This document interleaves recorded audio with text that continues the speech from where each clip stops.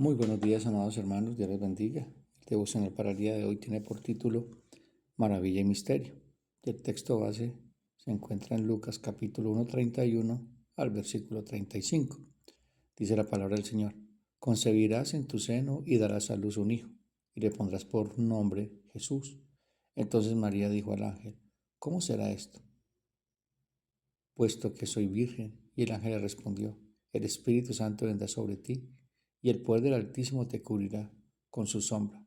Por eso el niño que nacerá será llamado Hijo de Dios. El nacimiento de Jesús no es tan notable como su concepción. Cuando el ángel anunció que aunque era virgen, María tendría un bebé que gobernaría el universo entero, ella simplemente formuló la sensata pregunta: ¿cómo? Y con esa pregunta llegamos al corazón mismo de la historia cristiana. ¿Cómo sería concebido este niño? ¿Dios haría que esto sucediera? El lenguaje de ser cubierta nos recuerda la presencia divina de Dios, simbolizada para los israelitas por una gran nube. Éxodo 40, 34 al 38. En otras palabras, la concepción sería sobrenatural y solo Dios podría realizarla. Al explicar la teología de la encarnación, Pablo escribió: Pero cuando vino la plenitud del tiempo, Dios envió a su Hijo, nacido de mujer, nacido bajo la ley, a fin de que redimiese a los que estaban bajo la ley, para que recibiéramos la adopción de hijos. Gálatas 4, 4 al 5. Enfatizó que el Redentor tenía que ser humano, para que fuera de la misma naturaleza que aquella a quienes vino a salvar. Un hombre que muere por la humanidad, pero era igualmente imperativo de que el Redentor fuera perfectamente santo, porque ninguna persona pecadora podía efectuar expiación por los pecados de otros. Tenía que ser Emmanuel, Dios con nosotros, y tenía que ser hombre. Los primeros cristianos analizaron las implicaciones de la encarnación e idearon formas de describir aquel que fue concebido por el Espíritu en el vientre de María, llegando a las convicciones que nos han transmitiendo los primeros credos. Nuestros antepasados espirituales identificaron la maravilla de la encarnación y se inclinaron ante el misterio y afirmaron de que Jesús fue y sigue siendo verdadero Dios y verdadero hombre. La idea de que Dios invadiera este mundo de forma sobrenatural no debería sorprendernos ni incomodarnos. Después de todo, se necesita una invasión sobrenatural de Dios en la vida de las personas para llevarlas a la fe viva. Así como Dios obró soberanamente un milagro en el vientre de María para traernos al Redentor, Jesús le dijo a Nicodemo que a menos que alguien naciera de arriba, un nacimiento provocado por Dios a través de su Espíritu, no vería el reino de Dios. Juan 3:13. Si hemos sido llevados a la salvación, es solo porque Dios lo ha hecho. No hiciste más para salvarte que María para quedar embarazada de tu Salvador. El cómo de la salvación siempre se responde: solo Dios lo hizo. Entonces, inclínate hoy ante la maravilla y el misterio de que Dios se hizo en carne, e inclínate hoy ante la maravilla y el misterio de que Dios redimió. Por eso, nada menos que el nacimiento virginal del Hijo de Dios es obra sobrenatural de Dios. Para profundizar, Lucas capítulo 1, versículo 26 al 38. Bueno, mi querida familia, como leemos en el devocional, por título Maravilla y Misterio, realmente es un gran misterio que nos lleva a ver la grandeza y la majestad de nuestro buen Dios que se hace hombre. Lucas capítulo 1, 32 al 35, lo voy a leer completo. Y ahora concebirás en tu vientre y darás a luz un hijo, y llamarás su nombre Jesús. Este será grande y será llamado Hijo del Altísimo. Y el Señor Dios le dará el trono de David su padre, y reinará sobre la casa de Jacob para siempre, y su reino no tendrá fin. Entonces María dijo al ángel: ¿Cómo será esto? Pues no conozco varón. Respondiendo el ángel le dijo: El Espíritu Santo vendrá sobre ti, y el poder del Altísimo te cubrirá con su sombra, por lo cual también el santo que nacerá será llamado Hijo de Dios. Querida familia, amados hermanos en Cristo, hoy, en esta mañana, nos reunimos ante uno de los pasajes más sublimes y trascendentales de toda la Escritura, el anuncio del nacimiento del Hijo de Dios. Nos acercamos a esas palabras no como solamente espectadores de un evento histórico, sino como peregrinos que se detienen ante el umbral del misterio más profundo y la maravilla más grandiosa jamás revelada al corazón humano.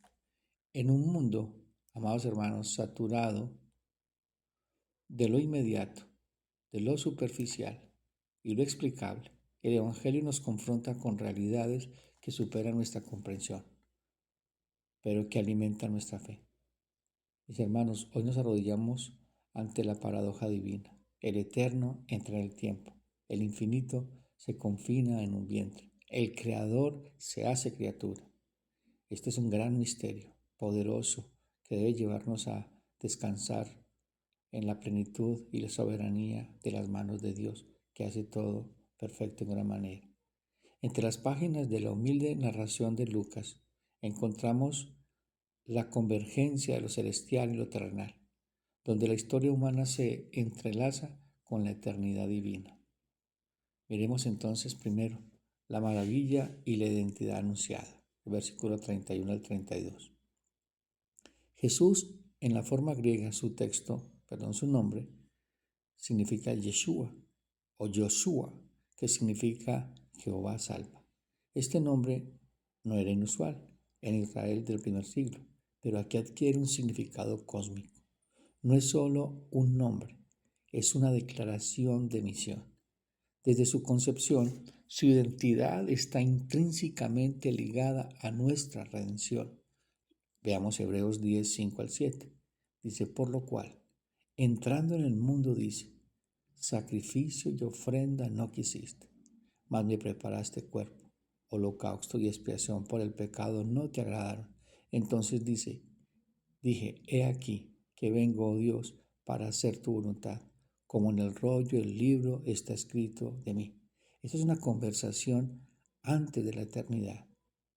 Es una conversación entre el Padre, el Hijo y el Espíritu Santo, preparando todo para ser revelado en su tiempo perfecto. ¿Cómo? A través de un cuerpo.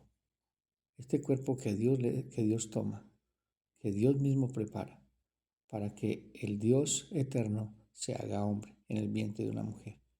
Dice, este será grande.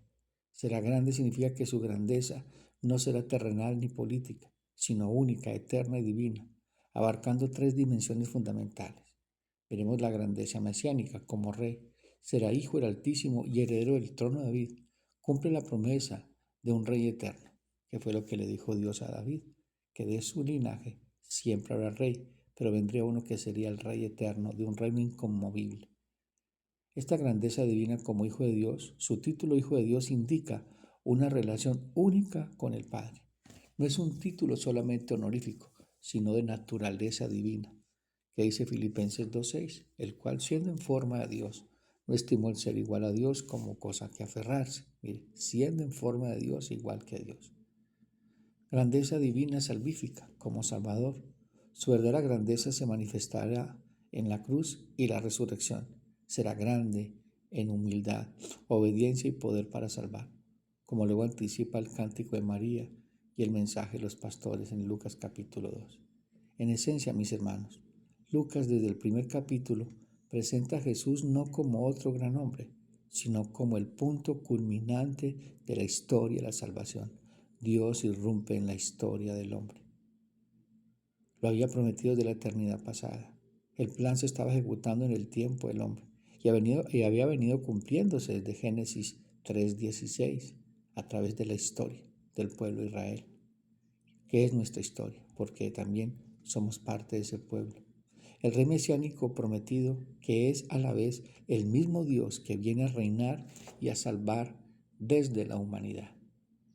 Es un contraste, mis hermanos, deliberado con los grandes del mundo, como César, Augusto, mencionando en Lucas 2:1, proponiendo una definición radicalmente diferente a la verdadera grandeza. Es lo que dice Lucas 18, 33 al 38. Entonces Pilato volvió a entrar en el pretorio y llamó a Jesús y le dijo: ¿Eres tú el rey de los judíos? Jesús le respondió: ¿Dices tú esto por ti mismo o te lo han dicho otros de mí? Pilato le respondió: ¿Soy yo acaso judío? Tu nación y los principales sacerdotes te han entregado a mí. ¿Qué has hecho? Respondió Jesús: mi reino no es de este mundo. Si mi reino fuera de este mundo, mis servidores pelearían para que yo no fuera entregado a los judíos, pero mi reino no es de aquí. Le dijo entonces Pilato: ¿Luego eres tú rey? Respondió Jesús: tú dices que yo soy rey. Yo para esto he nacido y para esto he venido al mundo, para dar testimonio de la verdad. Todo aquel que es de la verdad oye mi voz. Le dijo Pilatos: ¿qué es la verdad? Aquí está Jesús mostrando su manifestación. Su reino no era de este mundo, pero venía a juzgar el mundo. Habrá un nuevo cielo y tierra nueva, donde Dios estará con nosotros, su tabernáculo estará con nosotros. Y Cristo reinará y reina eternamente y ha reinado eternamente. Pero este mundo está caído. En este momento este mundo está en manos del príncipe de este mundo, de la corriente de este siglo.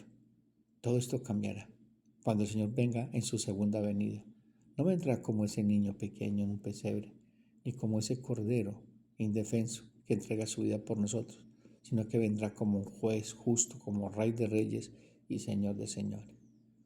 Hay un teólogo que se llama John Nolan y dice que esta grandeza se manifestará paradójicamente a través del servicio y el sacrificio culminando en la cruz.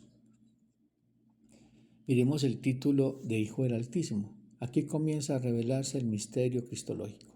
Hijo del Altísimo.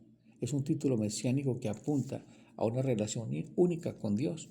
En el Antiguo Testamento, el Altísimo, Elohim, enfatiza la trascendencia y soberanía de Dios sobre todas las naciones. Que Jesús sea llamado Hijo del Altísimo establece su autoridad divina sobre toda la creación. Y lo que dice Colosenses 1, 15 al 20. Él es la imagen del Dios invisible, el primogénito de toda la creación, porque en Él fueron creadas todas las cosas, las que hay en los cielos y las que hay en la tierra, visibles e invisibles, sean tronos, sean dominios, sean principados, sean potestades, todo fue creado por medio de Él y para Él.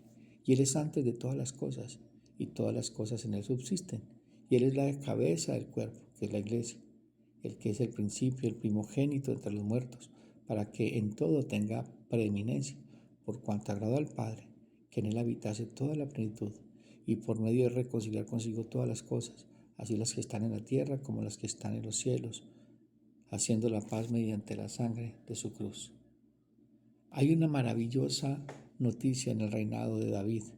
El ángel conecta explícitamente a Jesús con las promesas del Antiguo Testamento, particularmente con 2 Samuel 7, 12 al 16, y cuando en tus días sean cumplidos y duermas con tus padres, yo levantaré después de ti a uno de tu linaje, el cual procederá de tus entrañas, y afirmaré su reino.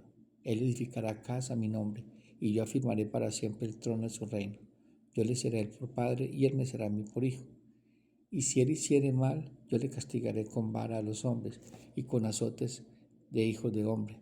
Pero mi misericordia no se apartará de él como la parte de Saúl, el cual quité delante de ti. Y será firmada tu casa y tu reino para siempre delante de tu trono, y tu trono será estable eternamente. Aquí está hablando de Salomón, pero también apuntando al futuro de Cristo. Jesús no es un rey más en la línea de David. Es su cumplimiento escatológico. Su reinado no está limitado por fronteras geográficas o temporales. Reinará para siempre y su reino no tendrá fin. ¿En qué basamos nuestra identidad, mis hermanos? En los logros, posesiones, reconocimientos. La maravilla del Evangelio es que nuestra verdadera identidad se encuentra en aquel que es grande, Hijo del Altísimo, Rey eterno. En un mundo de identidades frágiles y cambiantes, mis hermanos, somos invitados a anclar nuestro ser en la roca de quien es el mismo ayer, hoy y siempre y por los siglos. Veremos entonces ahora la concepción de nuestro Señor Jesucristo. Entonces María dijo al ángel: ¿cómo será esto? Pues no conozco varón. Respondiendo el ángel le dijo: el Espíritu Santo vendrá sobre ti y el poder del Altísimo te cubrirá con su sombra, por lo cual también el santo ser que nacerá será llamado Hijo de Dios. La pregunta del misterio, ¿cómo será esto? La pregunta de María no surge de incredulidad, como la de Zacarías en el mismo capítulo, sino de un reconocimiento, amados hermanos, humilde de la imposibilidad humana. Ella comprende las limitaciones naturales y pregunta por el modo, no por la posibilidad. Aquí vemos la fe que busca entendimiento, no la duda que exige respuestas. Y esto es muy importante tener en mente, mis hermanos. El agente del misterio, el Espíritu Santo vendrá sobre ti. La concepción virginal no es un detalle mitológico añadido, es teológicamente esencial. Como señala el teólogo Grace Machine, la virginidad de María asegura que la iniciativa en la encarnación es exclusivamente divina. Jesús no es producto de la generación humana, sino de la generación divina. La sombra del misterio. El poder del Altísimo te cubrirá con su sombra. La expresión cubrirá con su sombra evoca importantes imágenes del Antiguo Testamento. La nube que cubría el tabernáculo. Éxodo 40, 34 al 35 dice: Entonces una nube cubrió el tabernáculo de reunión, y la gloria de Jehová llenó el tabernáculo. Y no podía Moisés entrar en el tabernáculo de reunión, porque la nube estaba sobre él, y la gloria lo llenaba todo. La Shekinah, la gloria visible de Dios. Este lenguaje sugiere, mis hermanos, que en el vientre de María se establecerá el verdadero tabernáculo, donde habitará la plenitud de la deidad. Y esto aquí apunta también a nosotros, porque nosotros somos tabernáculo de Dios. La presencia de Dios mora en nosotros. Él vive en nosotros. Como dice el apóstol Pablo, ya no vivo yo, mas Cristo vive en mí. Y esto es glorioso, mis hermanos, que el Dios eterno more en nosotros a través de la persona del Espíritu Santo. Donde caminamos llevamos la presencia de Dios y Él va con nosotros. La pregunta es, ¿tú caminas con Dios? ¿Estás consciente de esta verdad en tu manera de vivir, actuar? Cuando la gente te ¿ve en ti la presencia de Dios? ¿O qué ve en ti? El resultado de este misterio será llamado Hijo de Dios. La concepción virginal es el medio por el cual la naturaleza divina y humana se unen en la persona de Cristo. Aquí encontramos el misterio de la unión hipostática anticipada. Jesús no se convierte en Hijo de Dios en algún punto posterior. Desde su concepción, Él es el Hijo eterno que asume nuestra humanidad. La concepción virginal es fundamental para la ortodoxia cristiana. ¿Por qué, mis hermanos?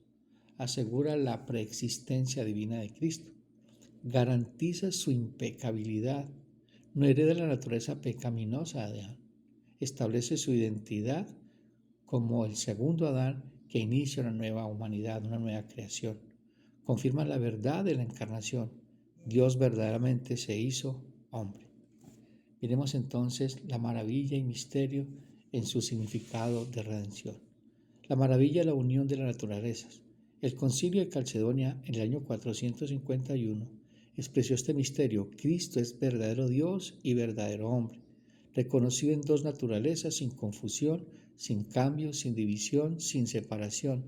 En el vientre de María, el Verbo eterno, como dice Juan 1:1, asume carne humana sin dejar de ser Dios. El Verbo se hizo carne. Este misterio anticipado lo vemos en Filipenses 2:6 al 7, que allá lo leímos y vamos a volver a leer, mis hermanos. El cual, siendo en forma de Dios, no estimó el ser igual a Dios como cosa que aferrarse, sino que se despojó a sí mismo, tomando forma de siervo, hecho semejante a los hombres. En Lucas 1:35, ¿qué dice? Respondiendo el ángel le dijo: El Espíritu Santo vendrá sobre ti y el poder del Altísimo te cubrirá con su sombra, por lo cual también el santo ser que nacerá será llamado Hijo de Dios. Nos muestra el comienzo de este camino. El Hijo de Dios, que merece la adoración de los ángeles, se somete a las limitaciones gestacionales humanas, el parto, la infancia. Miremos la maravilla de la solidaridad redentora. Jesús nos salva desde la distancia, al ser concebido por el Espíritu y nacido de mujer. como dice Gálatas 4:4, pero cuando vino el cumplimiento del tiempo, Dios envió a su Hijo, nacido de mujer y nació bajo la ley. Se identifica completamente con nuestra humanidad, excepto en el pecado, como dice el escritor de Hebreos 2:16-17, porque ciertamente no socorrió a los ángeles, sino que socorrió a la descendencia de Abraham, por lo cual debe ser en todo semejante a sus hermanos, para venir a ser misericordioso y fiel sumo sacerdote, en lo que Dios se refiere, para expiar los pecados del pueblo. La encarnación revelada en la paradójica estratégica divina. La omnipotencia se expresa a través de la fragilidad, la gloria a través de la humillación, la victoria a través de la aparente derrota. La cruz ya vislumbra en el pesebre. ¿Cómo respondemos ante los misterios de Dios que no comprendemos plenamente, mis hermanos? María nos da un modelo. He aquí, la sierva del Señor, hágase conmigo conforme a tu palabra. Así ese cómo no tuviera una respuesta que pudiera ella misma comprender. Ella solamente confía plena y totalmente en la soberanía de Dios, a pesar de las consecuencias. Recordemos que no se había casado todavía. La fe no elimina el misterio, mis hermanos, pero se postra ante Él en obediencia y adoración, en plena confianza, en plena certidumbre, en plena dependencia de un Dios bueno, perfecto y soberano. Aplicaciones para el día de hoy, mis hermanos. Vivir entre la maravilla y el misterio. Es una era que idolatra lo explicable y lo controlable. La Iglesia está llamada a ser custodio del misterio sagrado. Nuestra fe no se traduce a principios morales o experiencias emocionales. Se centra en la persona maravillosa y misteriosa de Cristo. Encarnar el Evangelio en la fragilidad. Así como Dios usó el vientre de una mujer humilde para traer la salvación al mundo, hoy la Iglesia imperfecta, es decir, todos y cada uno de nosotros, creyentes débiles, para manifestar su gloria. Nuestra vulnerabilidad no es un obstáculo para Dios, es el escenario donde el poder de Dios se perfecciona, como dice 2 Corintios 12-9, y me ha dicho, bástate mi gracia, porque mi poder se perfecciona en la debilidad, por tanto de buena gana me gloriaré más bien en mis debilidades, para que repose sobre mí el poder de Cristo. Otro punto importante, anunciar el reino que no tendrá fin.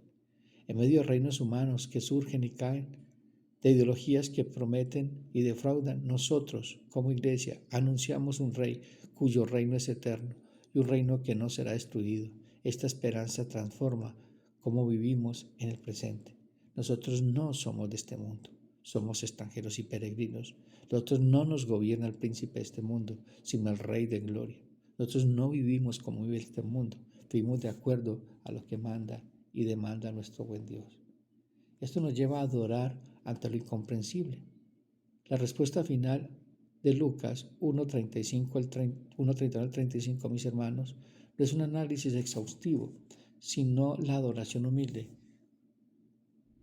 Y debemos entender, como esos teólogos antiguos, la Iglesia, ellos reconocieron ante el misterio de la encarnación, debemos guardar silencio y adorar.